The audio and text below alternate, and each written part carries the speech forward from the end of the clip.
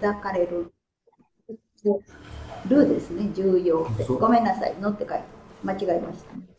聖書の満たしのために砕かれる重要性という題で、国広義先生から説教をいただきます。おはようございます。おはようございます。こんなにして、難しい、題ですね。もうこれはクリスチャン生活にとても大切な、題で、ずっと学んでいるときに、やはりこれはもう私たちは必要なことであるということですね。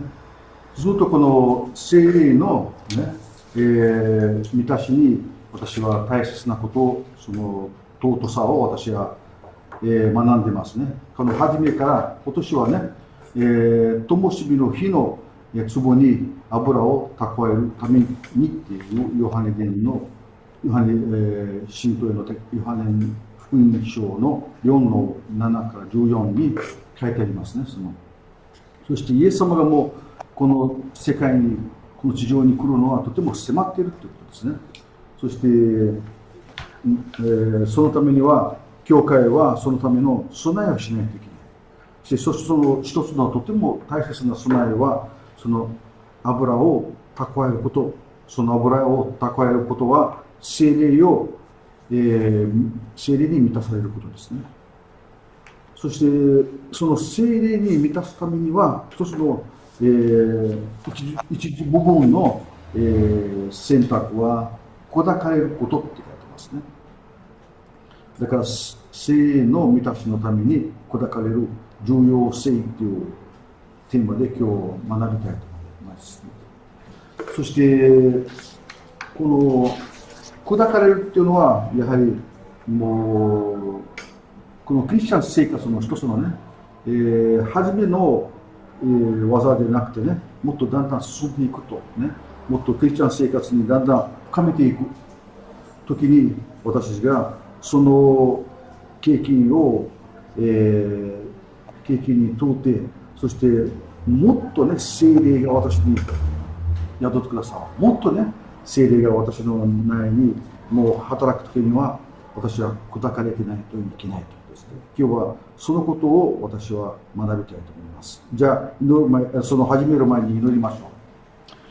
天のお父様、こんなにしてこんな重要な大切なもう私にもうこの教会がだんだんその成長している時にそれが必要になっているということを私は感じて、神様どうぞ私たち一人一人をもっとこの霊的な深みに導いてくださいますようにお願いいたします。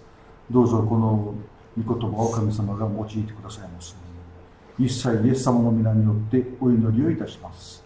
アーメン。もう聖霊というのは私が今まで学んでいるのはもう私に対しては大切な、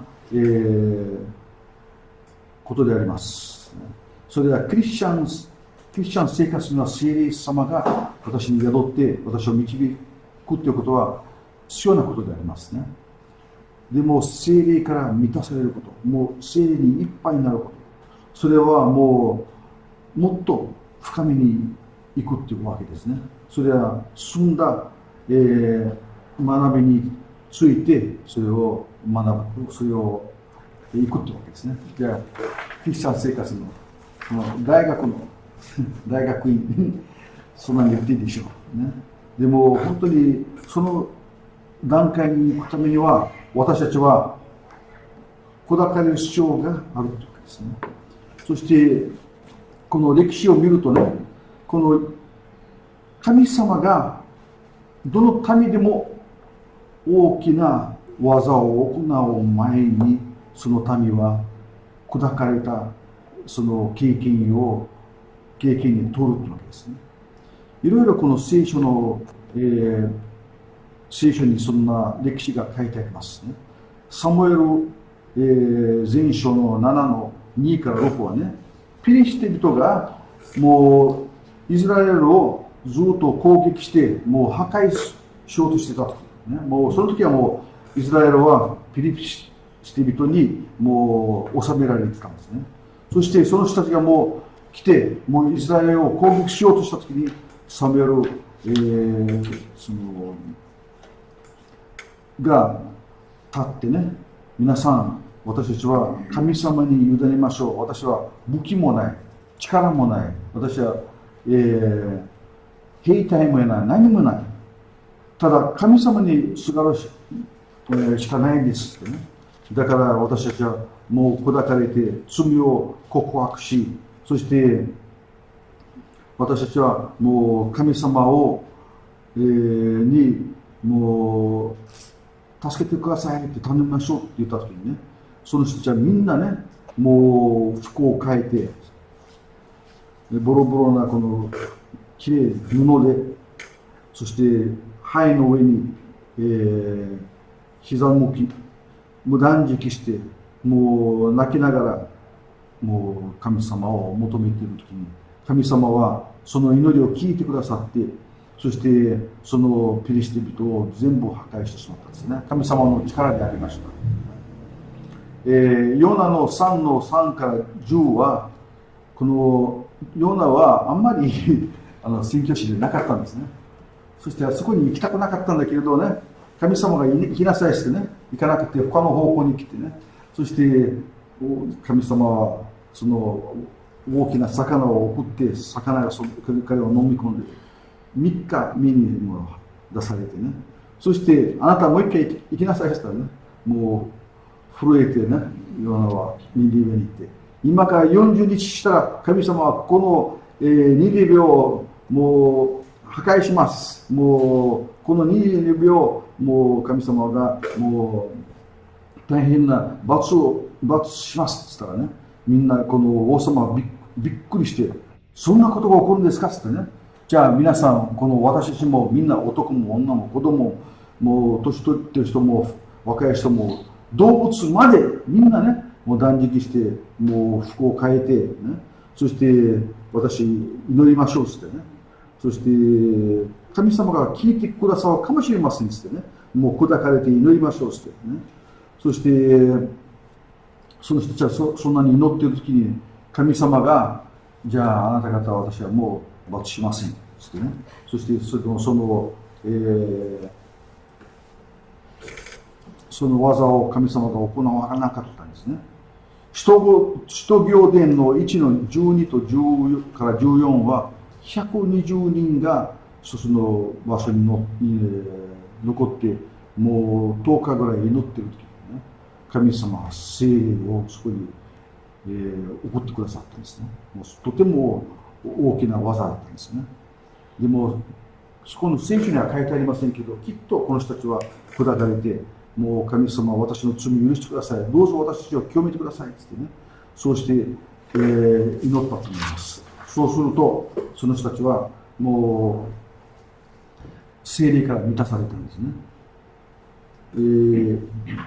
歴代史下の、7の14に、ね、私もこの教会のその、代だったんですね。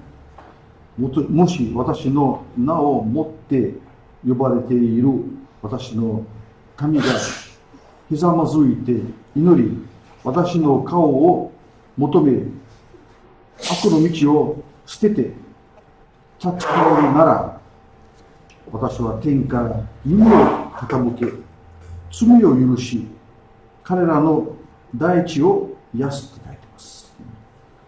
これはもう私がこんなね心を持っている時には、神様が私の祈りを聞いてください、耳を傾けてください、私の罪を許してください、そしてこの地を癒してくださいというわけですね。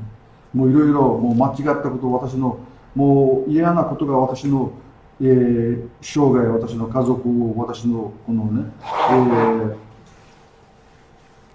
近所に起こっていることが、もう私たちはそんなして、この私の民がもうひざまずいてもう祈ったら、そして悪の道を捨てて立ち返るならってね、そしてその立ち返るという意味はやはりもう砕かれるという意味ですね。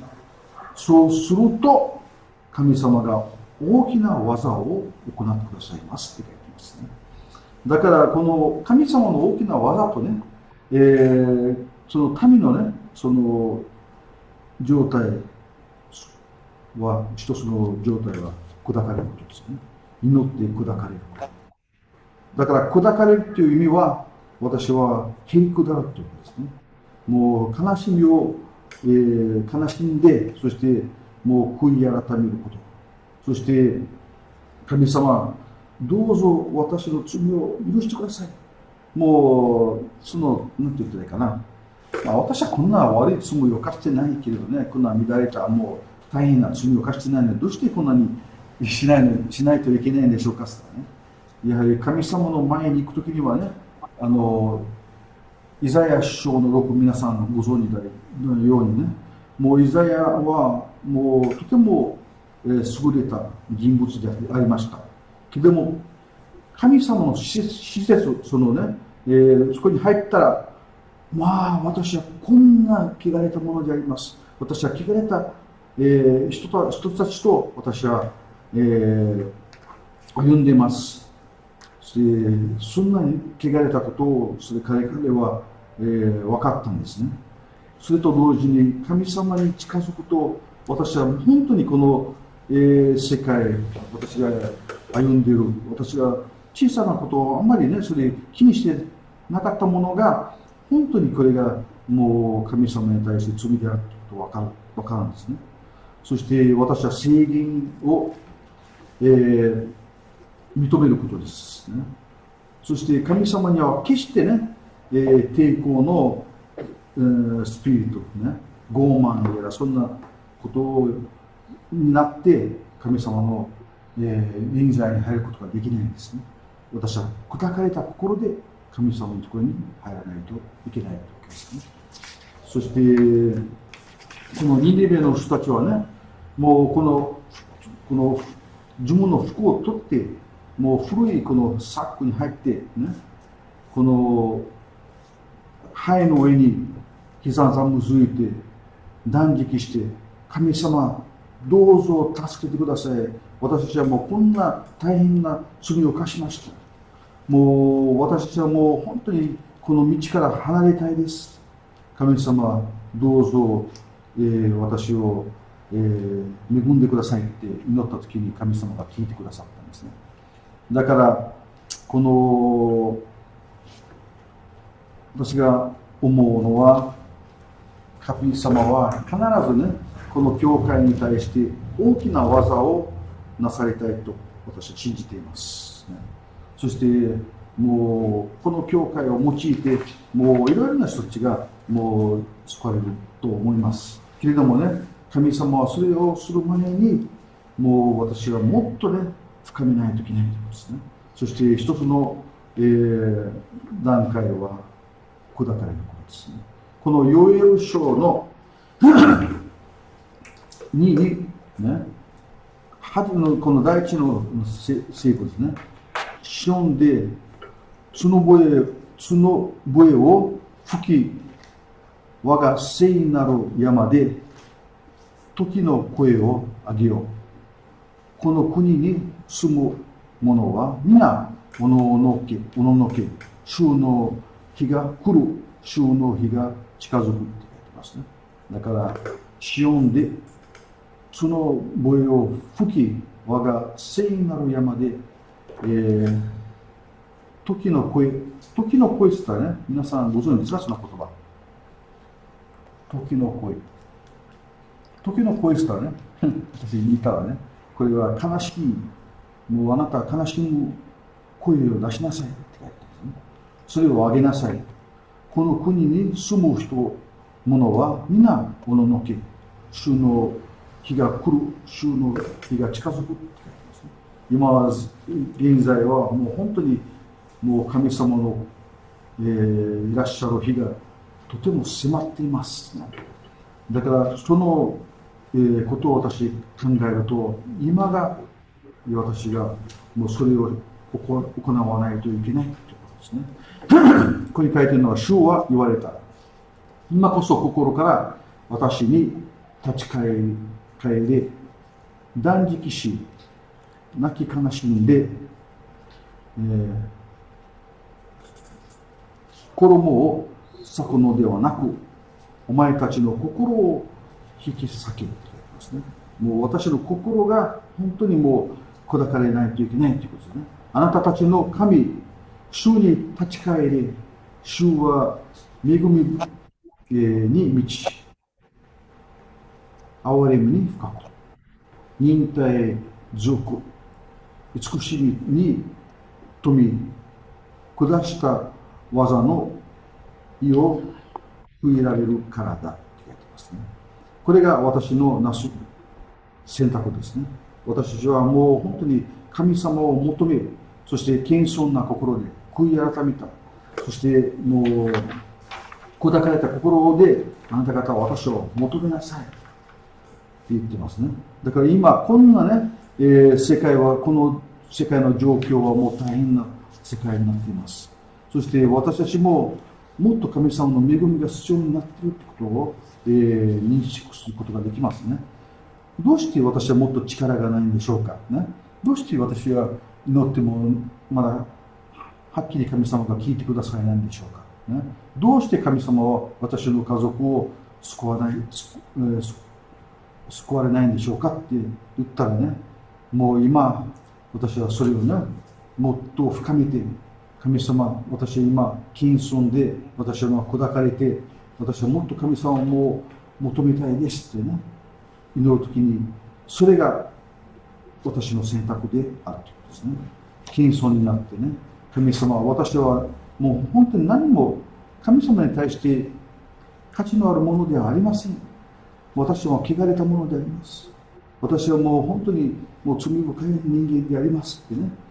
そしてそんなにして求めるとこの預言が3章の1と2にそれが成就するんですね。その後私はすべての人々に、我が、霊を注ぐ。あなたたちの息子や娘は預言し、老人は夢を見る。これは私かもしれませんね。私はもう神様からその祈りを聞いて、私は夢を見始めるんですね。その夢ですからね、特別の、普通の夢でなくてね、神様が大きな技を行うね、夢を神様が私を見てくださる。もう本当にこの預言のね、その、技が私に対してそれがもう神様が示してくださるんですね。もう新しい、もう私が知らないことまで神様がそれを見せてくださる。だから老人は夢を見る若者は、幻を見る。その日私は、奴隷となっている男女にも、我が、霊を注ぐと言ってますね。もう私だけでなくて私の家族で、私と一緒に働いている人たちももう聖霊から満たされるというわけですね。素晴らしいですね。もう本当にこの約束はもうこの教会に神様がこんなにして私がみんなが求めると神様が必ず聞いてくださるということですね。だから今日はね、私ちょっとでこの一つのビデオを、皆さんに、見てほしいんですね。それはポルトガルでありますけど、皆さん理解できましょうかね。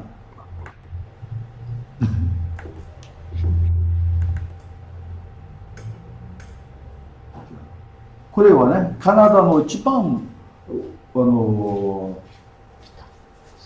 北の方でもう凍っているところね、もうアークティックに近いところでそれが起こってるんですね。見ます。じゃあ流します。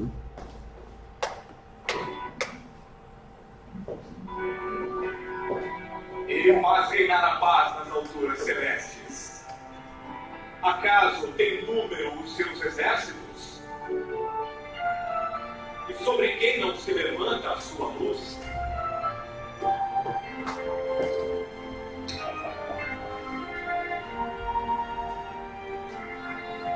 Que é o homem que dele te lembres?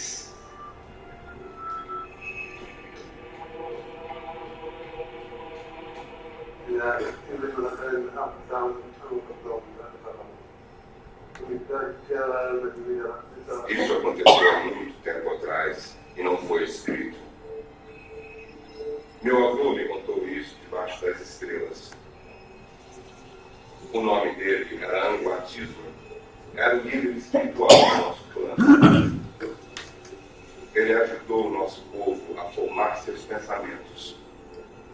Ele nos dizia quando era hora de levantar acampamento e seguir em frente. Nós vivíamos no litoral norte da grande ilha, aquela que os ânimos chamam de Acre. Quando o cabelo de Anguatismo estava muito parecido com a neve, ele ouviu falar de Deus através de um eunuco que veio do sul. O eunuco lhe falou sobre uma nova crença em alguém chamado Jesus. Ele disse que ele era o Filho de Deus. No começo, Anguatismo não entendeu o que ouviu, mas ficou curioso, porque sua tarefa era explicar os mistérios espirituais ao seu povo. E foi aí que as coisas escondidas começaram a se mover no seu interior. Ele recebeu uma visão. Nessa visão, ele começou uma grande jornada à procura da verdade. Por muito tempo não encontrou nada, mas um dia encontrou um lugar onde a luz e as trevas se encontravam. Ele não conseguia ficar nem na luz e nem nas trevas. Então ele escalou uma brecha que estava entre as duas. Ele subiu, até que encontrou uma porta, mas não pôde entrar. Então ele despertou de seu sonho. Anguatismo não conseguia entender aquilo. Ele achou que talvez a porta se abriria se ele seguisse o Deus do eunuco. Um desejo estava queimando dentro dele. Então ele decidiu se entregar a essa nova fé. Os Inuits têm um costume. Quando querem se entregar com todo o coração a alguma coisa, fazem um ritual. Então, Anguatismo pensou em matar uma foca para que as pessoas pudessem compartilhar sua carne e seu sangue juntos. Foi quando ele contou a seu povo: eu fiz uma escolha. Eu vou sair para caçar focas. Se eu conseguir pegar uma essa noite, vou entregar a minha vida e vou realizar esse ritual. Mas se eu não caçar nada, não vou fazer isso. Não havia lua, nem estrelas naquela noite. Apenas nuvens pesadas. Anguatismo sabia que seria muito difícil achar uma foca, mas ele queria fazer isso. Ele saiu andando por cima do oceano congelado, procurando um respirador no gelo. E mesmo no escuro, conseguiu. Mas não havia nenhuma foca. Ele teve que esperar. Estava muito frio. Então ele construiu um pequeno muro de gelo para proteger do vento. Então se sentou e preparou seu arpão para ajustar a foca. Depois de algum tempo, a foca ainda não chegara, então ele adormeceu. Enquanto Anguatismo estava dormindo, ele sonhou novamente. E continuou sonhando até que sua cabeça ficou pesada e ele acordou. Quando ele abriu seus olhos, ele olhou para o respirador e havia algo diferente. Ele percebeu que podia ver sua sombra. Algo muito estranho para uma noite sem lua. De repente, o local começou a clarear mais e mais. E foi quando ele os viu. Anguatismo viu 3 seres que pareciam ter asas. Asas! Eles estavam descendo, saindo de trás das nuvens. Eles não falaram nada, mas Anguatismo sabia por que eles tinham vindo. Assim que eles se foram, uma foca saiu do buraco. Anguatismo enfiou seu bastão nela e a arrastou para o acampamento. O povo ainda dormia. Mais tarde, saíram de suas tendas e iglus e comeram aquela foca. Foi a partir dali que Anguatismo e seu povo começaram a seguir Jesus. Muitos anos mais tarde, os missionários vieram e nos contaram toda a história de Deus e seu Filho Jesus, como está escrito num grande livro, e nós sabíamos que era verdade. Somos todos descendentes dele. Perto está o Senhor de todos os que o invocam, de todos os que o invocam em espírito e em verdade. A região leste do Ártico canadense é dividida em duas regiões. Nunavut, o mais novo território emancipado do país, e Nunavut, a terra dos Inuit, no norte de Quebec. Essas regiões juntas englobam mais de 2,7 milhões de quilômetros quadrados. Mas, espantosamente, essa região vasta e fria tem menos de 30 mil habitantes. Por centenas de anos, eles viajaram em clãs, não tinham voz coletiva. Nessas latitudes, a terra é tão fria que até mesmo as árvores se recusam a crescer. Mas é a aridez interior que faz o verdadeiro estrago. Por décadas, os Inuit lutam para achar sua identidade. Destituídos de qualquer senso de lugar ou cultura, muitas comunidades têm rodopiado em direção ao abismo. A esse grande vazio, muitos daquela geração se entregaram ao álcool. Eles perderam sua cultura, então havia muita vergonha. Nessa cidade havia apenas escuridão, escuridão e mais escuridão. Era como um pesadelo. Foi horrível. Foi muito horrível. Eu lembro quando as pessoas morriam. Nós ficávamos lastimando e era muito triste, porque não tínhamos nenhuma esperança. Estamos no norte de Quebec. Temos aqui uma população de talvez mais ou menos umas 500 pessoas. Annie Tertiluk vive na remota Península Gaba, em Quebec, desde 1964. Ele e seu marido sabem em primeira mão como o álcool havia se tornado um companheiro problemático para muitos índios. Nós éramos um dos piores casais da cidade, porque éramos novos e bebíamos muito. Quando meu coração começava a bater forte, depois de beber, eu sabia que tinha confusão esperando por mim. Eu acho que toda a comunidade bebia naquela época. Eu lembro de uma vez que a comunidade inteira estava bêbada. Quando recebíamos nosso salário na comunidade, todos juntos, você ouvia pessoas gritando ali. Perdi meu irmão por causa do álcool. Pessoas gritando aqui. Perdi muitos amigos. Pessoas brigando aqui. Eu estava acabando com a minha vida. Era muito terrível. Ah, meu Deus, isso era horrível. Não havia nenhuma lei. O norte congelado parecia mais o oeste selvagem. Não havia polícia. A vida era perigosa. Não havia regras na comunidade. As pessoas da nossa comunidade não dormiam por causa de todos os crimes que tínhamos. Mulheres e crianças tinham muito pouca proteção. Tínhamos esposas sendo abusadas por causa do álcool. Meu marido, ele me batia.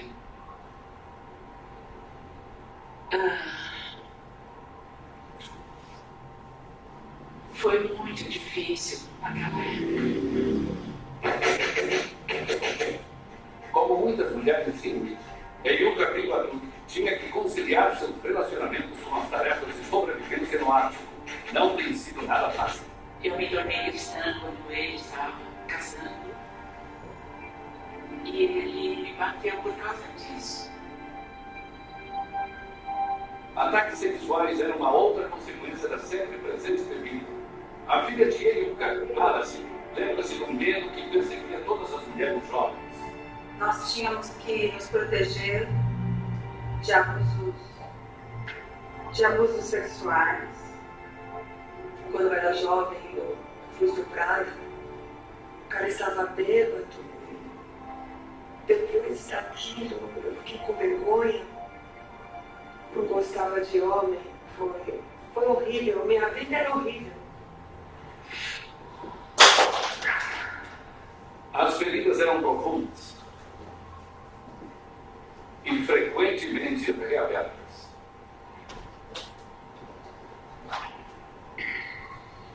Ninguém queria falar dos abusos, nem das feridas do coração, das emoções. E eu queria que alguém falasse comigo, mas ninguém falava. Para ajudar a esquecer a dor, muitos jovens começaram a se aprofundar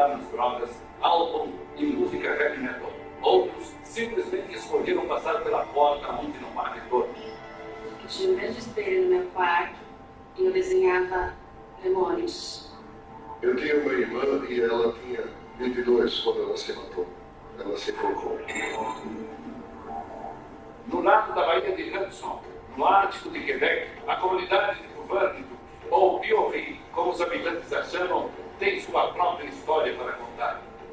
Não começou nada bem.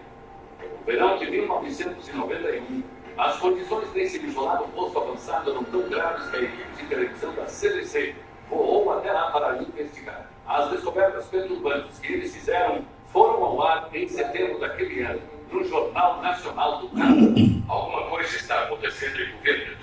Um grande índice de suicídios e autoflagelamento de adolescentes.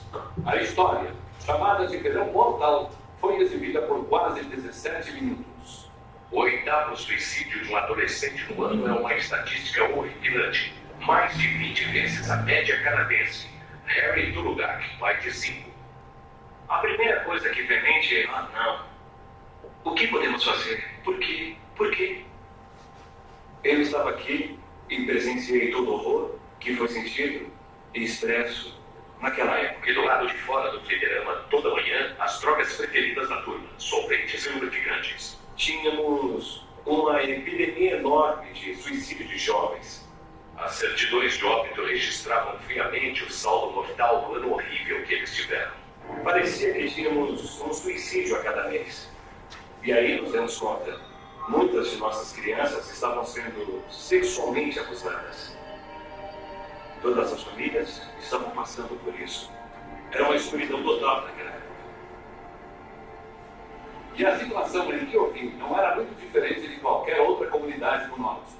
Até mesmo a natureza virou as costas para os habitantes daquela comunidade. Em muitas áreas do leste do Ártico, renos, peixes e frutinhas, antes muito abundantes, começaram a desaparecer. Para pessoas já vivendo no limite, a situação era bem perigosa. As pessoas estavam deprimidas, muito deprimidas. Nós nos perdemos no meio do caminho. Parecia que a nossa comunidade era amaldiçoada. Enquanto para alguns parecia que Deus havia abandonado os descendentes de Anguatisba, na verdade, Deus procurava restabelecer o relacionamento. Apenas 60 anos após Deus ter revelado sua glória para Anguatisba, ele enviou um segundo emissário para o leste do Ártico. E este tinha um nome: Cônego John Tanner. Ele usava essa Bíblia quando estava na faculdade. As anotações que John Tanner deixou na sua Bíblia são reveladoras. A não ser que o homem abandone tudo que ele tem, ele não pode ser meu discípulo. Tanner começou seu ministério no meio dos Pires, no final dos anos 20. Na providência de Deus, sua tarefa o levou à mesma costa onde em Anguatisba tinha conduzido seu povo a uma nova aliança. Somente duas instituições precederam a chegada de Tanner naquela ilha: a Polícia Real Canadense e a Hudson Bay Company. Mas a pequena comunidade se tornaria uma importante cabeça de ponte espiritual. John Rogan vivia na cidade natal de John Tanner, na Inglaterra, quando ela o conheceu. Ele estava de férias na cidade e falou à sua igreja. Suas histórias do Ártico eram fascinantes. Como jovem estudiosa da Bíblia, John sentia veneração por aquele homem de Deus. Meus amigos diziam: eu acho que ele está interessado em você. Eu dizia: ah, não, ele é um missionário bem experiente, né? Mas ele estava interessado. Ele disse: você viria comigo para participar de minha vida? Eu disse sim. Mas a diretoria da missão disse não. A vida no Ártico era muito dura e não era lugar para uma mulher. John voltou sem ela. John esperou por ele com fé. 3 anos se passaram sem ao menos uma carta do norte. E um belo dia um telegrama. Permissão concedida. Traga aliança, ouro e um vestido de casamento. A viagem foi perigosa. O mundo estava em guerra. Navios alemães patrulhavam o norte do Atlântico. A última etapa da jornada de 2 meses foi a bordo de um navio de suprimento chamado Dennis Copley. Os navios atracavam apenas uma vez por ano para descarregar alimento e correspondências. Foi uma longa jornada para o meio do nada, tudo baseado em apenas um telegrama e muita fé. Eu estava bem nervosa porque eu pensei que ele poderia, de repente, desistir de mim. Então eu desci as escadas para o salão e pensei, bom, vou me casar com o primeiro homem que subir a bordo. Então, felizmente, Jack veio num pequeno barco a remo e me encontrou. Então, acho que no final deu tudo certo. Ela e Jack, como ela o chamava, se casaram naquela tarde. Eles passaram a lua de mel no livro que construíram juntos. Como recém-casada, Joan aprendeu a usar um fogão a carvão, a derreter gelo para conseguir água e a construir uma casa a 40 graus abaixo de zero. Eu tinha que aprender a cozinhar focas. Não era muito boa nisso no começo. Os partos e atendimento médico eram totalmente caseiros, pois o hospital mais próximo era muito longe. O amor de John Tanner pelos Inuit é muito visível nos seus filhos pessoais. E o amor era recíproco. Este era um inglês que vestia os costumes do norte como uma segunda pele. Os anciões locais diziam que ele se tornou mais Inuit que os próprios índios. Ele aprendeu a língua deles e traduziu as escrituras. Ele ensinava na escola usando a Bíblia como seu livro didático. O mais extraordinário de tudo foram as expedições missionárias épicas de John viajando de trenó e frequentemente sozinho. Ele espalhou a semente espiritual numa paróquia maior que muitas nações. Uma jornada de 7 meses no inverno de 1938 e 39 cobriu inacreditáveis 3.000 milhas. A igreja de Tanner, na ilha Palm Inlet, foi a pioneira. Um ministério vibrante que continua até os dias atuais. Foi a primeira vez que eu ouvi falar sobre a Bíblia e a oração. Lídia era uma garotinha quando John Tanner lhe ensinou sobre o Evangelho. 50 anos depois, as preciosas verdades ainda surgem borbulhando em canções. E virou poesia para nós. Cornelius Lutterac cresceu com a esperança de uma glória vindoura. A vida após a morte é muito bonita e se chama céu. Tanner era um homem de Deus no átimo, mas o céu que ele pregava não estava tão distante assim. A água disparou e ele caiu para trás. Chegando em casa de uma viagem de caça, ele viu uma criança lutando para carregar um pesado balde de gelo. E quando ele se abaixou para ajudar, sua espingarda escorregou do seu ombro e disparou. Entrou por aqui e foi até a parte de trás da cabeça. O esforço para levar Tanner para o hospital virou manchetes internacionais. Soldados desceram de paraquedas com remédios para tentar estabilizar o missionário gravemente ferido. Quando ele ficou paralítico, Joan se tornou a enfermeira de John, dia e noite, dando banhos, virando-o na cama e dando injeções. Ela tinha 2 filhas pequenas e estava grávida de quase 8 meses. Levaria semanas para que o gelo pudesse suportar o pouso de um avião de resgate. Os soldados irrequietos e famintos eram agora mais um fardo para John. Eu fui até o Jack e disse, eu não consigo mais fazer isso, estou tão cansada. Eu acho que comecei a chorar. Ele disse, são meus convidados e temos que fazer o que pudermos por eles. Quando John Tanner não tinha mais nada para dar, ele deu um pouco mais. Inuits em lágrimas cercaram os canos, enquanto caminhavam em direção ao lago congelado. Embora John Tanner mal pudesse falar, os dirigiu em oração. E pouco tempo depois, o homem do John Tanner morreu em um hospital de Winnipeg. 3 semanas após seu enterro, sua terceira filha nasceu. Joan a chamou de Fé, que significa fé.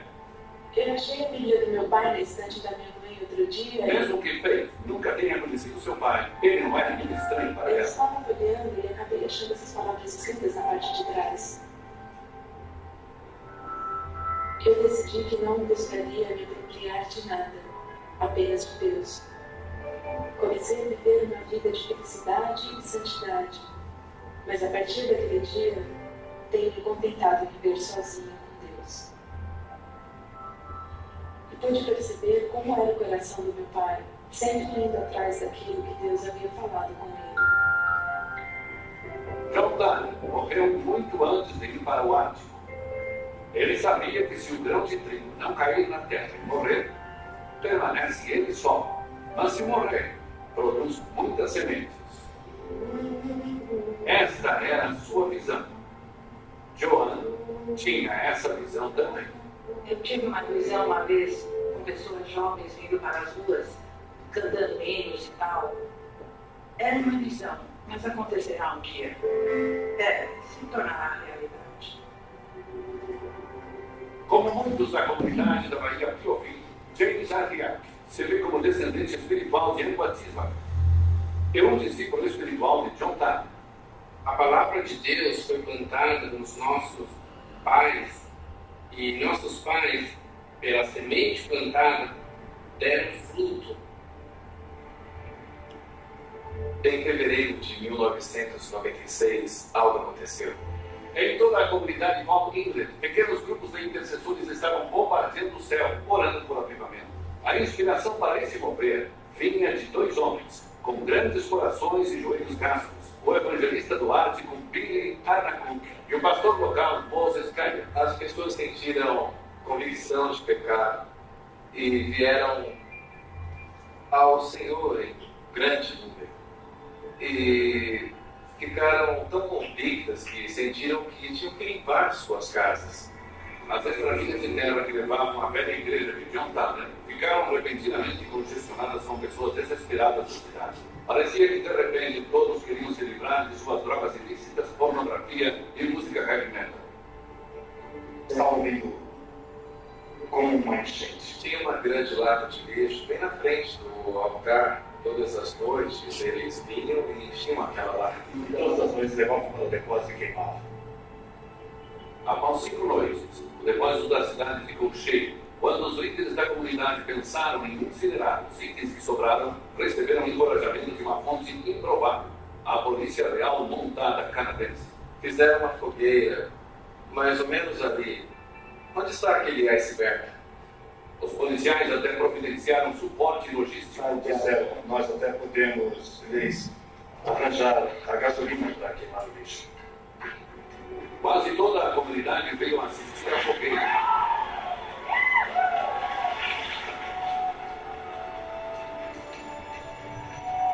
De acordo com a polícia, o valor das coisas ilícitas descobridas durante o avivamento foi de um valor assombroso estimado entre 80 a 100 mil dólares. Foi um arrependimento profundo. O próprio Espírito Santo estava falando com as pessoas. A comunidade inteira foi completamente transformada. O calor daquele momento histórico aqueceu corações durante meses, mas também era o vislumbre de um fogo que ainda não fora aceso. Um fogo tão extraordinário que seria comentado até no outro lado do globo. Permaneceu no meio do inverno, 28 de fevereiro de 1999. Crentes haviam se reunido para uma semana de reuniões de avivamento na igreja anglicana, com fome de Deus e aflitos, com notícias de novos usuários de drogas na comunidade. Resolveram fazer um culto especial para os homens no domingo à tarde. Entre os líderes do culto estava o pastor Moses Kaya e seus colegas de ministério, Joshua e James Arriac. Todos eles bisnetos do mensageiro da luz original, Anguatisma. Um convite foi feito para os jovens que queriam estar mais perto de Deus. A líder de louvor, Louis Arriac, estava orando pelos jovens que estavam reunidos ao redor do altar. Eu me senti muito perto de Deus. Ele ficava me falando esse versículo que diz: bem-aventurados os limpos de coração, porque eles verão a Deus. Algo começou a acontecer que estava fora do nosso controle. E aí começamos a ouvir o barulho. E começou bem suave. Você mal conseguia escutar. Um gravador de cassetes duplo usado para gravar os cultos ainda estava ligado à mesa de som. Imediatamente eu tentei parar. Começou a ficar cada vez mais alto e comecei a notar que as pessoas estavam ficando um pouco nervosas. Era tão forte mesmo. E era tão alto que todo mundo começou a tremer. O fogo passou por mim. Assim, parecia um avião. As coisas começaram a tremer e eu comecei a tremer. Eu falei pra mim mesma, aviões fechados simplesmente não passam por momentos.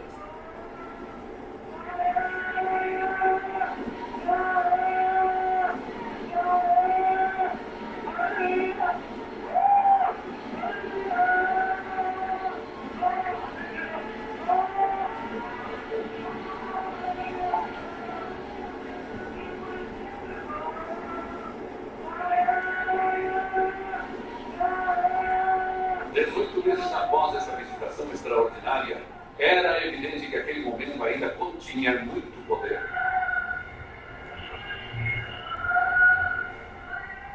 Toda vez que falo sobre isso, me sinto muito pequeno.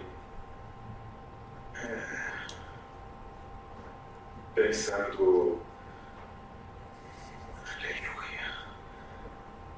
que o Deus Todo-Poderoso pode nos visitar. Aleluia. Quando o pastor Moses Kayak ouviu pela primeira vez o ruído de baixa frequência, ele foi até a mesa de som para ajustar os níveis. Tentei isso e não parou. Tentei aqui e não parou. Quando seus esforços para corrigir a situação fracassaram, ele rapidamente abaixou o volume geral. Quando isso também falhou, ele desligou o sistema completamente. Ainda assim, o som e a gravação continuaram. Não tinha como gravar. Foi simplesmente milagre de Deus. Eu estava completamente quebrantado.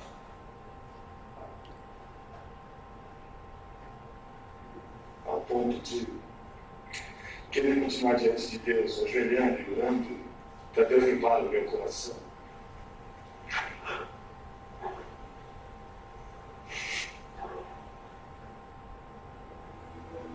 O mesmo Espírito Santo que agraciou Paul Inlet também tem visitado outras comunidades no leste do Ártico.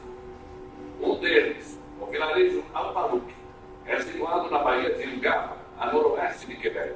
Estabelecida em 1978, a comunidade rapidamente se tornou conhecida como um lugar de tragédias. Houve muitas tragédias.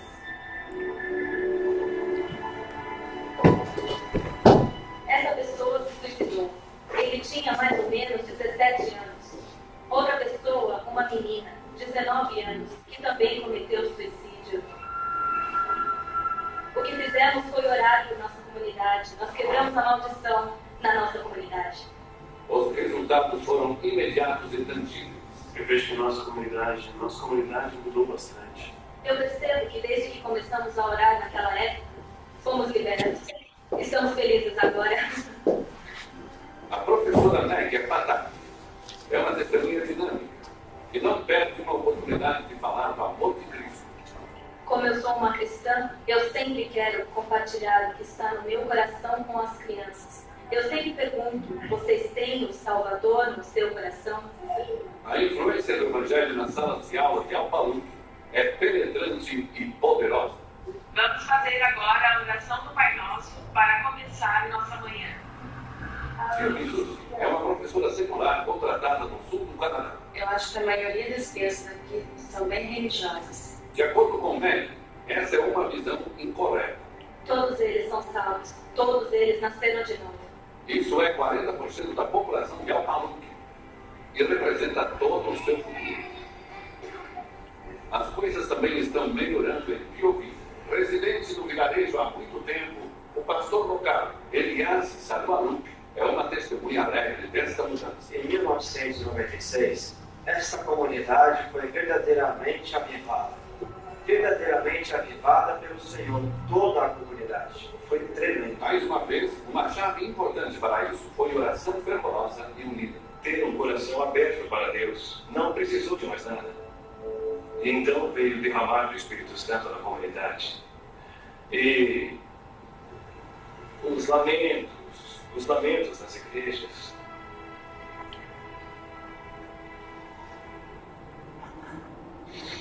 A dor.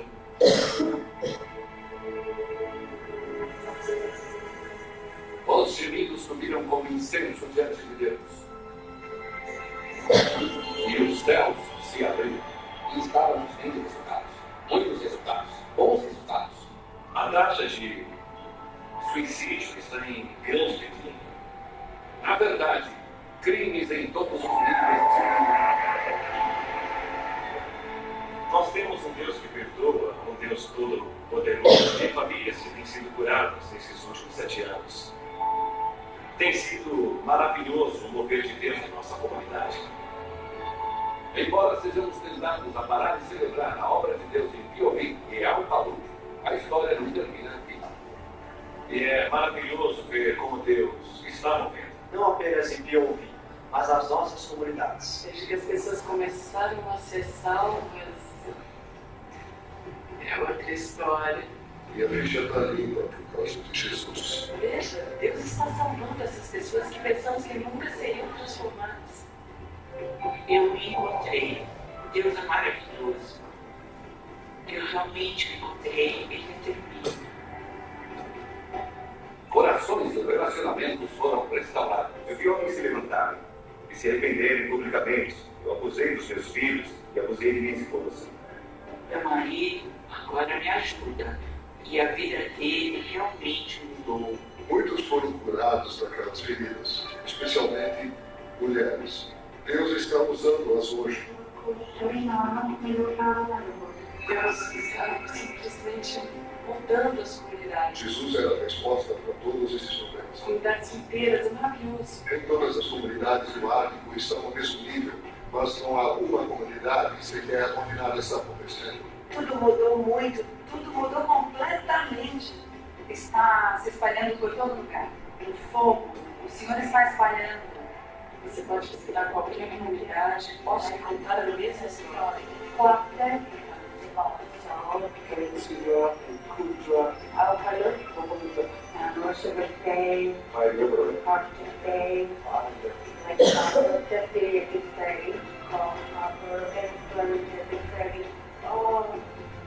olha que eu vejo, é lindo.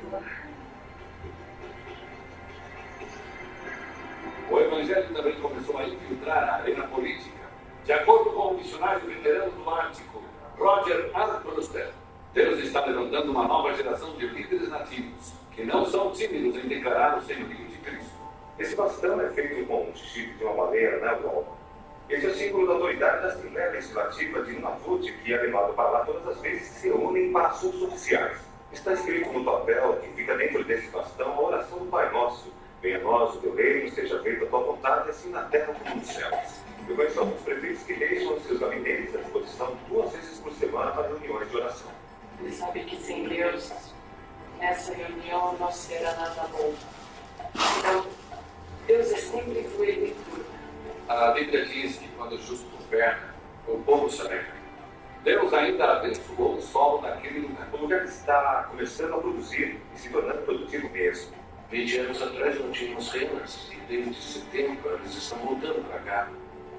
Até mesmo as pescas começaram a aumentar. Até mesmo o solo começou a produzir algumas plantinhas. Somos tão abençoados. A esperança que um dia invadiu o coração solitário de um caçador de focas, agora se manifesta em igrejas, salas de aula e gabinetes de conselho através de todo o leste do Ártico. Isso nos faz lembrar que o amor de Deus não é apenas profundo e persistente, mas também tem um propósito. Deus contemplou essa parte da terra que os homens desprezavam e perguntavam: para que serve esse pedaço congelado do Ártico? E Deus disse: vou usar aquela parte da terra para a glória do meu nome. Eu tive uma visão uma vez com pessoas jovens enchendo as ruas, cantando e louvando ao Senhor. Vai acontecer um dia, se tornará realidade. Eis o grito dos teus atalaias. Eles erguem a voz, juntamente exultam, porque com os seus próprios olhos distintamente veem o retorno do Senhor a Sião.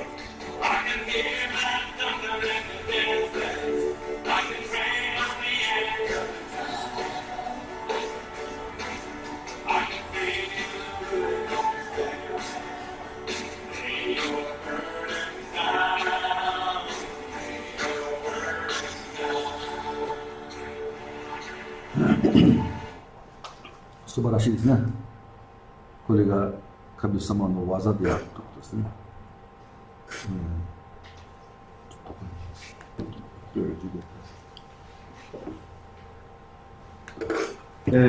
じゃあ皆さん、聖霊の技したらこれでですね、私がもう、砕かれて祈ってね、もう神様を求めると、神様は大きな技を行ってくださる、ね。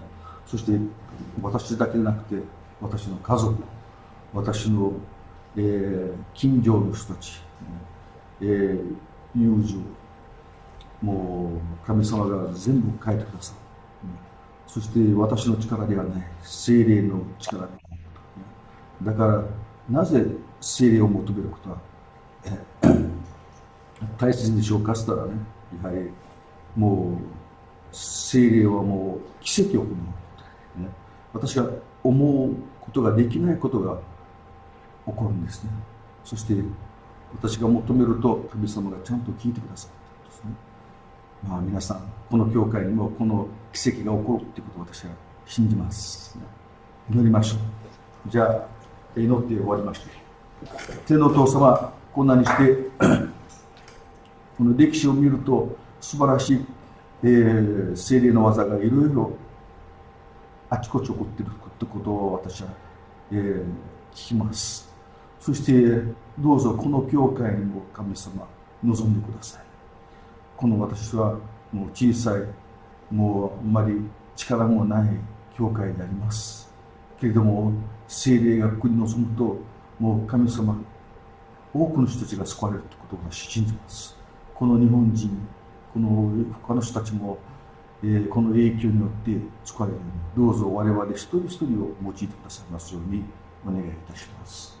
一切イエス様の皆によってお願いいたします。それでは次、御礼がわくは、御子の恵み、父の愛、聖霊の交わりが皆さんと共に今から常しえまでありますように。